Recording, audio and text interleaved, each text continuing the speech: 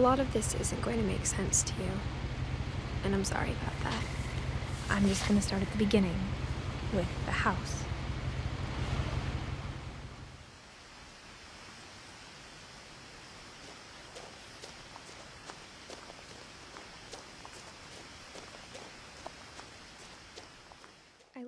So recently, my wife and I suffered the loss of her granddad after a long battle with asbestosis, a cancer of the lungs caused in his case by the asbestos caked everywhere on the Navy ships he served on. And while supporting her grandma through this loss, my wife started helping with sorting and clearing out their house now that her granddad was gone. A painful process, of course, but a necessary one, which reminded my wife of all the memories the family had shared over the years ever since she was a little girl. All the parties, birthdays and Christmases enjoyed by family and friends alike. Her granddad was a great man, who touched so many people's lives, mine included, with his sharp wit, intelligence and kind nature. And the house he shared with his wife, family and friends for over 50 years was testament to that. Full of photos and memories, full of keepsakes for many decades, and full of stuff that he was passionate about. A workshop where he used to repair and make things, and a garage which housed his Land Rover, one of his biggest passions. And because I'm a philosophical and sentimental sod, this moment of loss made me think quite a lot about how humans make homes their own, and how with a death, it can all seem so empty when someone is not there to fill it. In reality, however, they're never entirely gone. Not really. My previous experiences with loss, which, aside from the obvious of course, weren't dealt with in an entirely positive way, but more on that later. They also taught me how diving into mediums like books, films and games could help a lot, and some could even give me solace during a time of grief. Particularly during this recent loss, I was reminded of several video games that told stories about grief and death in really effective ways, and how some even looked to the way in which homes are intrinsically linked to people. It goes without saying that if you're bothered about spoilers for What Remains of Edith Finch and other games like Gone Home, stop the video now and come back after you've played them. We really recommend that you do because they're really awesome.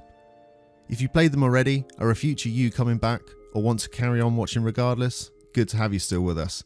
Onwards to the rest of the video. Chapter 1. I'm just going to start at the beginning, with the house. Released in 2017 to universal acclaim and many awards, Giant Sparrow's What Remains of Edith Finch is a first-person narrative adventure where you mainly experience a story through interacting with the environment, its unique atmosphere, and various set pieces. The game puts the player in control of the titular character Edith Finch through the first-person perspective of her diary, having returned to her family's home after leaving the house and her grandma behind in a hurry with her mother some years before. The opening scenes introduce you not only to Edith, the supposed Finch family curse, but more importantly to the Finch home. Immediately, you're taken aback by how striking the building looks from the outside, a labyrinthian structure with large extensions on top of it, sprawling up to the sky. It looks a bit like the Weasley house in Harry Potter, shout out to my fellow HP nerds out there, and seems almost untouched from the years that have passed since Edith left, made more evident by the overgrown grounds and neglected driveway that you walk down. The Finch residence itself seems like a capsule held in its own time. As you enter the building, Edith makes several remarks about how the house appears like it's been frozen in time, barely touched, if at all, since they left it. You don't know the Finch family at all at this point, but immediately you can see that the house feels lived in, perhaps even for generations. Every inch dripping with memories, knickknacks and stuff. It feels cluttered. My immediate impression was that it seemed to symbolise the idea of a time capsule. You know, the ones you made when you were a kid? It also certainly made me think of all the homes I've either lived in or been part of throughout my 30 years on this planet. When I was 16, my family suffered the huge loss of our family friend George, who is in every way a relation except by blood. He lived with my nan, was part of the family ever since I was born, and was instrumental in my childhood and how I grew up. The house he and my nan owned was very much like the Finch home, full to the brim with memories and possessions. I didn't process his death very well, at the time and to this day. Ironically, I got to say the goodbye to the house I didn't get to say to George, because I ended up helping my nan move all of their stuff when she decided it was time to leave. We moved out of their home within a year of him passing, and that was that. The house I'd called my second home was owned by someone else. I didn't and still don't blame my nan for what she had to do, but it still hurt a hell of a lot. So I pretty quickly empathised with Edith's nervousness and anxieties around coming back to a house that clearly had a lot of memories. There was definitely some echoed sentiment in that we were both young and equally unable to see how the memories our family shared could be as happy as they were painful to bear.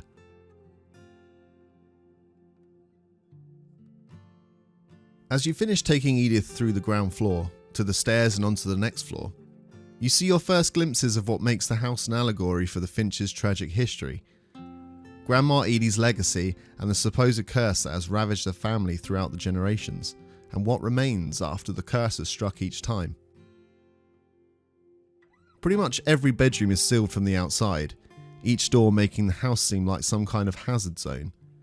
You see, as well as controlling Edith through the house and the main narrative, the game is also split into 12 short, vivid, and often outlandish stories, each sealed door hiding the horrors and tragedies of the family's past, but also leading to each family member's personal space, possessions, and memories of their life and death.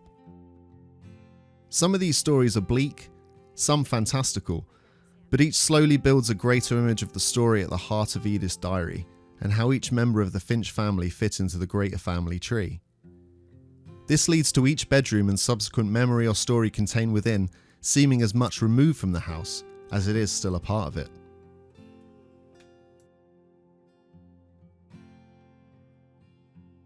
Now, I won't spend too much time on these stories because even though they are excellent and key to the overall narrative, they are mostly self-contained and not what this video is about. I will point out the stories of Lewis, Walter and Barbara as highlights though. However strange it sounds calling characters' deaths highlights. Anyway, we'll discuss Walter and Barbara's stories later in the video, but let's go into Lewis's for a moment. The fantastical world the game takes you to in Lewis's story is pretty much a game in a game, a beautiful and stark contrast to the world Lewis finds himself in reality. You play as a king, making his way across his kingdom. There are lots of vibrant colours, the character models are great, and the music is perfect. For me, it's the best sub-story in the game because aside from the stuff I just said, its messages of a superb and intensely moving take on mental illness that really struck a chord with me on a personal level as someone who has had a long history of poor mental health and suicidal ideation. I would love to come back to this particular part of the game at a later date in a different video. But yes, in my opinion, many of the 12 stories represent a profound personification of how a memory in a home can come to life, regardless of their greater meaning, and this was my main takeaway from them in my playthrough for this video. Of course, a family isn't solely defined by its tragic moments, however much it seems the case here. So in between each memory playing out, you're also able to get an impression of who that person was by the game's expert use of environmental storytelling. Be it Sam's room, with army gear and memorabilia adorning the walls, trophy hunting and guns taking up a lot of the rest of the space, but looking closer reveals a real passion for photography and his troubled past with his ex-wife. Barbara's room is a treasure trove of 40s and 50s horror movie memorabilia, representing her tragic story of being a washed-up child star that is unable to move on, but also the walls next to her bed, suggesting a mental battle of sorts between letting go of the past and the fame that came with it, and the everyday life of a 16-year-old girl. Not to mention the flashback's excellent use of environmental signalling to the player, that to get to the next area of the house after her story is concluded, is to keep turning the dial on the music box in the hallway that you would have seen earlier till it clicks, revealing a key to access the basement. That's a really nice touch. Speaking of basements, Walter's bunker has bookcases on bookcases dedicating to the research of curses, a symbol of his unfortunate inability to get over his sister Barbara's death, as well as what we'll learn and talk about later, his relationship with his mother and how she played a significant role in his reclusive lifestyle. And finally, Edith's brother Milton, his bedroom being the grandest of all the Finch rooms, a castle of sorts to let his imagination fly with his painting. There's also a very awesome callback to Giant Sparrow's first game, The Unfinished Swan, of which Milton is revealed to be the main character. His paint tags throughout the secret passageways in the house are a very cool way of revealing an interesting plot point to do with Grandma Edie before we even knew about it, which we'll discuss in a minute. You know, one of those awesome aha moments. And it also suggests his disappearance may have been a lot more sinister than first thought. I think all of these examples go to show that many, if not all, a family's secrets can also lie hidden within a house, as Edith exclaims on multiple occasions about how upset she is that the Finch curse and how much of her family's backstory was kept from her for so long. I can certainly attest to how these things can happen. In clearing out her grandma's house, my wife found so many aspects of her granddad's life that she didn't know about. Of course, nothing as severe as the Finch's revelations, but I am fascinated by the notion that a house can hold secrets and mysteries, and goes a long way in showing how big a part our possessions play in our lives. As Edith says at one point, But now I had questions about my family that only the house knew the answers to. So yeah, as I've hopefully managed to show you, What Remains of Edith Finch is full of clever threads that weave between the rooms, meaning the player doesn't get lost, but isn't handheld through either.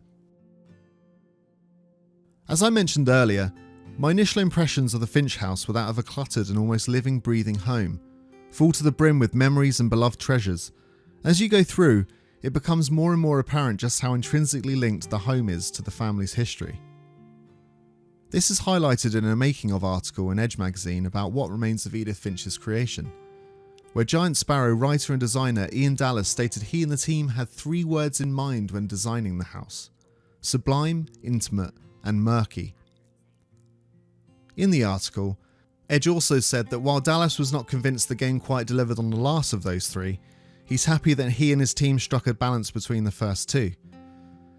I think that's most represented in the clutter on the walls, he says.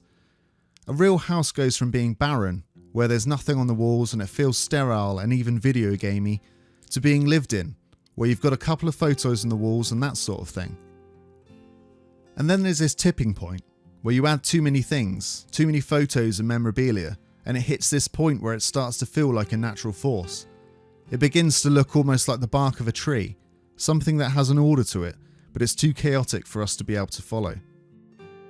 As such, as you make your way around the house and to the top sections where Edith, her mum and brothers lived, you get a sense that the building was also treated as a member of the family of sorts, almost growing organically as the family did with each birth. The key difference being that with each death, each room staying as it was and eventually being sealed off makes for a poignant, if not morbid, metaphor. With each memory building the story, each bedroom explored building a sense of what is going on, Edith's diary narration giving you key plot points and such, you get to the final act or so, which crescendos majorly and gives you much of the context needed about the house.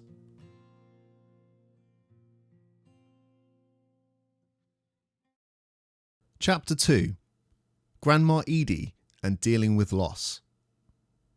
Now, we've only mentioned this a couple of times so far because I wanted to spend a bit of time on one of the most important factors of the Finch family curse, how it threads together all their memories and how the house is a metaphor for it. And that, my friends, is Grandma Edie. For me, she is the game's antagonist of sorts and probably its key character. Coincidentally or not, she has outlived almost all of the Finches and played a key part in the curse's thread. You want some examples? Sure. Her behaviour included playing the curse up on a number of occasions, like sowing a cursed little seed into various members of the family, like Walter and Milton. Obsessing over each death and her subsequent grief by insisting they keep each family member's bedroom as it was when they died, like that time capsule idea I keep hamming up. Also, Sam having to live next to his brother long after he died? Yeah, it's pretty messed up. Being caught on many occasions spending too much time in the rooms, painting murals of each family member and creating a shrine of their most prized possessions. You know, all those kind of not so healthy behaviours. And when Edith's mum, Dawn, sealed off all of the house's bedrooms to try and get her to stop obsessing with grief and fulfilling the cursed prophecy, Edie retaliates by drilling peepholes into each of the bedroom doors to preserve the memories. This all feeds into the notion that she hasn't handled living through pretty much her entire family tree passing away at all well. Yeah, well, like when you put it that way, it's kind of obvious. One of my favourite parts of Edie's backstory is the tale of how the Finches arrived in America, which you first learn about fairly early on in the game through a neat stereoscope in her bedroom. It visualises a tragic trip over from Norway of her father Odin, her husband Sven, her daughter Molly and herself. And yes, I'm not kidding around here, they did sail their house across the frickin' ocean. Anyone else getting some up vibes? Edie's father Odin tries to escape the infamous Finch curse that plagued them in Norway, but unfortunately for him, he dies in the process, and the house sinks in the harbour merely a kilometre or so away from the shore. Talk about bad luck. And Edie's immediate reaction is to build a new house in view of the shipwrecked old one. Wait, shipwrecked? More like house-wrecked? Anyway. It's not a proper memory story like the others, but it is a pretty good lore builder and gives us a lot of context. Edie saw what happened to the old house, all of the years of memories in her eyes being lost in a Thanos-like snap. So it wouldn't be too much of a stretch to suggest she never wanted that to happen again, and wanted to immortalise all the new memories in a new home instead of them being lost forever. As I've touched on already, I've had to deal with more than my fair share of deaths so far in my life. Not as many as the Finch family, granted, and while I can't say I ever went to these lengths, I feel remiss to judge her entirely for her actions. Death is a hard thing to deal with, as Edith rather hauntingly puts it before we see the family cemetery for the first time. I think we've been surrounded by death for so long, we've just gotten used to it. What kind of family finishes building a cemetery before starting the house? If you were present for nearly your entire family line dying, would you handle it well? Would you act rationally? Of course, I'm not saying this excuses a lot of her behaviour, because she definitely does a few things that are straight up villainy. I'm just trying to provide a bit of balance, a bit of zen. Still, whatever is at play with the Finch family curse, supernatural, fulfilling a prophecy or otherwise, I don't place the blame squarely on Edie's shoulders, just a little bit. As Edith sums up fairly poignantly in a few places, But now I'm worried the stories themselves might be the problem. Maybe we believed so much in a family curse, we made it real.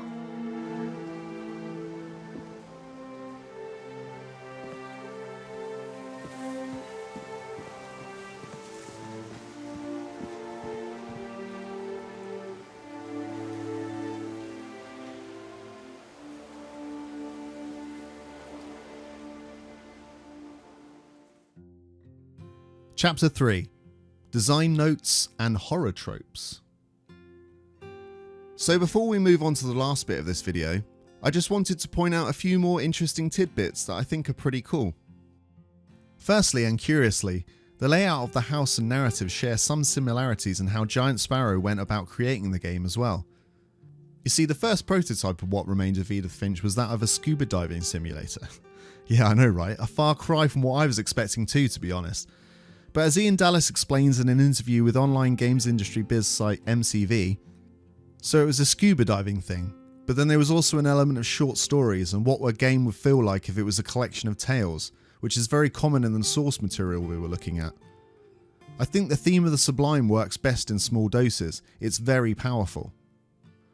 While the team abandoned the initial theme early on, Dallas said they began with the scuba diving idea as one of the short story elements, but again had limited success. So the game shifted a bit to experiences that were a little less alien in terms of the way that they controlled. The frame story for Edith, coming back to explore the house she grew up in, was something that was primarily born out of necessity. We had a bunch of these stories that we were quite interested in, and we weren't sure how to tie them together. There was a very legitimate question on the team of whether or not we needed to tie these stories together, but for us it felt like they would be more powerful if there were some threads that connected these things together.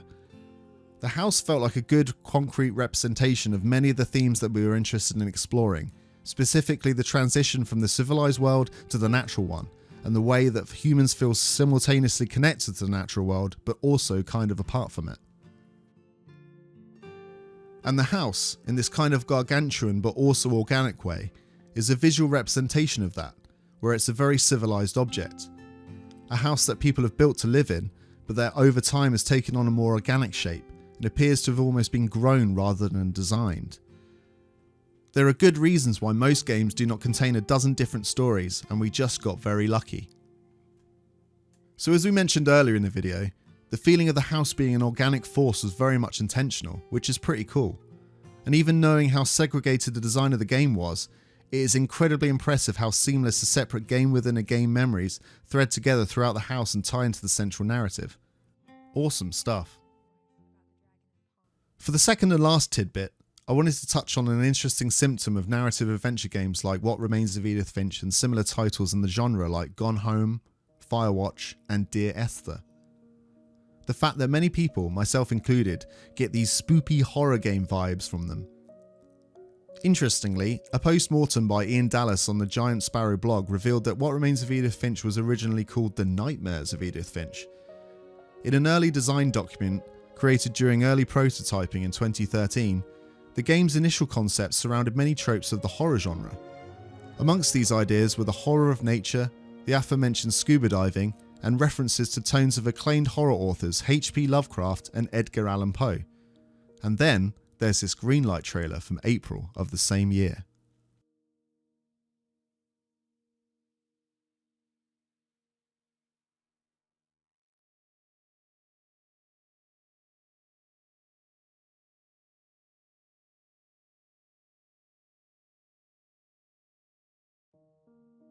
What's interesting to me is how on the nose the horror aspect was in the early concepts of the game, and how some of the influences in the demo version made it into the final version. Elements like isolation, nature, and some of the striking imagery are still very much there 4.5 years before the game's 2017 release. I think the main similarity between the versions is how it seems tonally. Minus the flashlight, in What Remains of Edith Finch you're still exploring intimate spaces. The nature elements are still there, and of course you do have the more obvious references in the final game too, like the story of Barbara's Death Night, where you're in the middle of a cel-shaded slasher movie, jump scares, horror tropes, and even an octave-pitched Halloween-esque soundtrack to boot. Like I alluded to earlier, I also want to shout out Walter's story, because the lead up and discovery of his underground bunker is pretty haunting. A man has lived down there for over 30 years, scared out of his mind that the curse is going to get him next. It's also the expectation of the jump scare, or that there's going to be a curveball in there somewhere where it turns out that the curse is actually not so metaphorical after all. I think it's because we're programmed after years of horror games scaring the bejesus out of us that games like What Remains of Edith Finch, Firewatch, Gone Home, and Dear Esther are supposed to be scary. You're alone, in a space, with no other interaction. But all four have something far more to say with this setup, and that's why I think all four are such excellent games. They subvert your every expectation and make stories about what seem like ordinary things on first glance seem horrifying. In all probability because we are surrounded by things like death, illness, and missing people every day of our lives. And until you actually step back and assess them, you actually realise that yes, these are all horrible and scary topics. For instance, my interpretation is that the main horror aspect of What Remains of Edith Finch is focused on the Finch family's inability to cope with grief. They were always surrounded by death, and to subsequently base their lives entirely on a curse. And like I've said before, the house and all of its sealed rooms, shrines, and secret passageways are a metaphor for not accepting the finality of death. So yeah, we're at a very exciting time in the medium when games like these are saying what they're saying.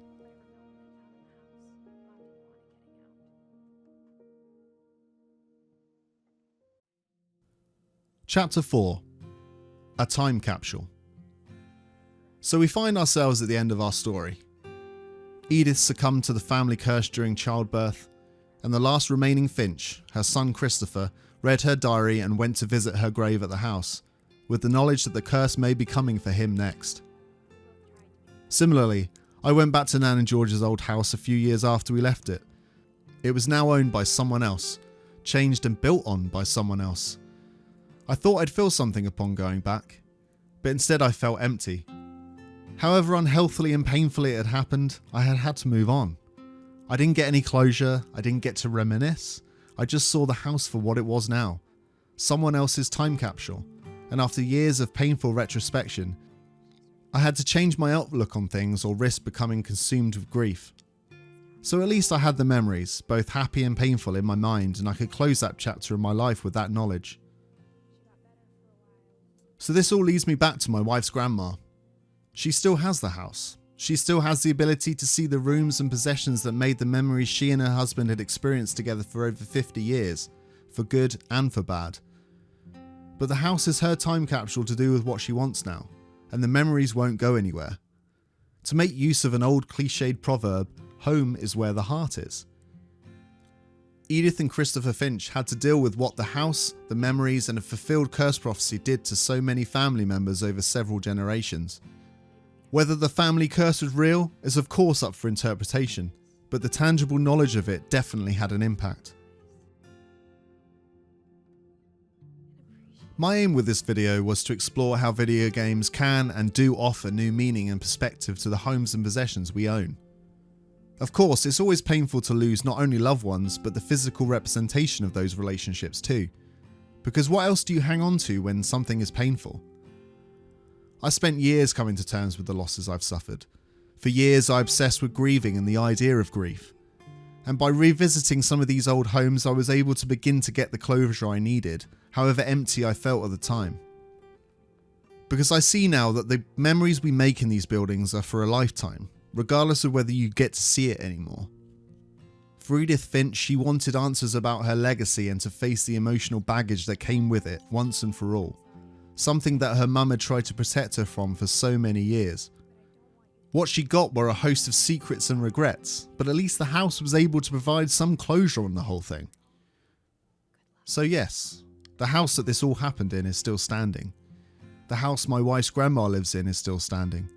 The house that my Nan and George lived in is still standing. And despite who lives where, the emotions we all feel, and the grief of loved ones passing away, all of our memories are still standing. In the face of it all, I think that's all we need.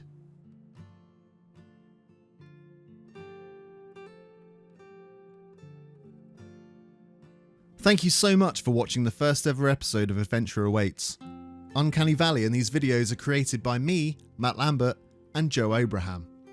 We really enjoyed replaying the games, making this video, and sharing our thoughts on some of our favourite titles of recent years. What were your favourite bits about What Remains of Edith Finch?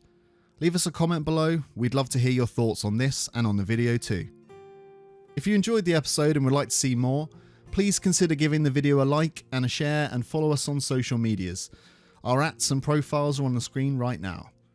Finally, don't forget to subscribe to the Uncanny Valley channel to keep up to date on more episodes like this coming real soon. All these kind of sellout things will ensure more people watch our stuff, grow our community, and most importantly, give us even bigger egos. Now this episode is finally out in the wild, we have a lot more planned for what will become Season 1 of Adventure Awaits. Over the next few months, we're planning to give Monster Hunter World, God of War, and Super Mario Odyssey the same treatment. We've also already started work on some shorter episodes to release in between the big ones. More info on that soon. While we have a roadmap in mind in terms of what we'd like to cover, we'd also love to hear from you about what you'd like to see us do over the course of Season 1 and beyond. So give us a shout in the comments below with your suggestions. The one great thing about video game worlds is that there certainly isn't a shortage of material, so we can keep churning out the same shit over and over again. Anyway, with all that housekeeping done, we'll bid you farewell and wish you a merry day, morning, evening, wherever and whenever you're watching this, and we hope to see y'all in the next video, where more adventure awaits. Bye!